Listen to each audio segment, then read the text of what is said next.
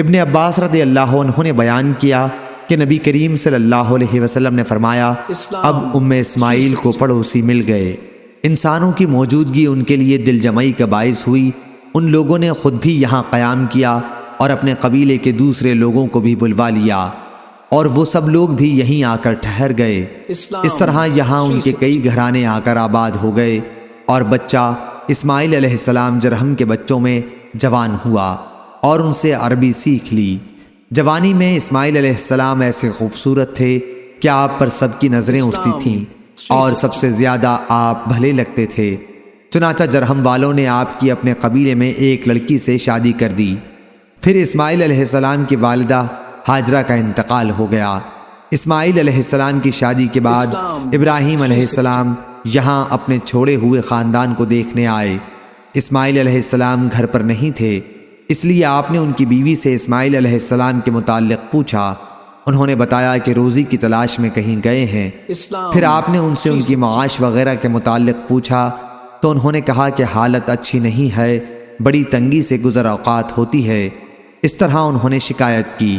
ابراہیم علیہ السلام نے ان سے فرمایا کہ جب تمہارا شوہر آئے تو ان سے میرا سلام کہنا، اور یہ بھی کہنا کہ وہ اپنے دروازے کی چوکھٹ بدل ڈالیں۔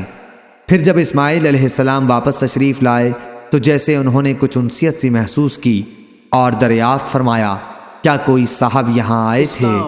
ان کی بیوی نے بتایا کہ ہاں، ایک بزرگ اس شکل کے یہاں آئے تھے اور آپ کے بارے میں پوچھ رہے تھے۔ میں نے انہیں بتایا کہ آپ باہر گئے ہوئے ہیں۔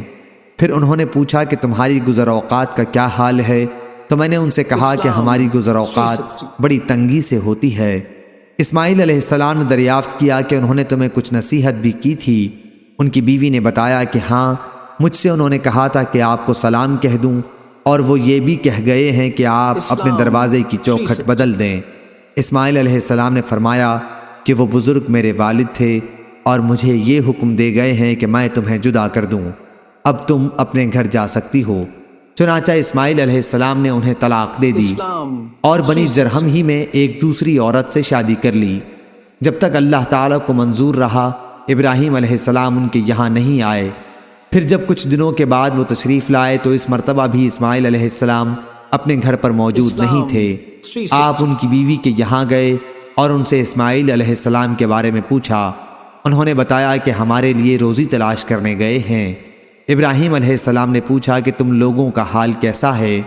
آپ نے ان کی گزر بسر اور دوسرے حالات کے متعلق پوچھا۔ انہوں نے بتایا کہ ہمارا حال بہت اچھا ہے، بڑی فراخی ہے۔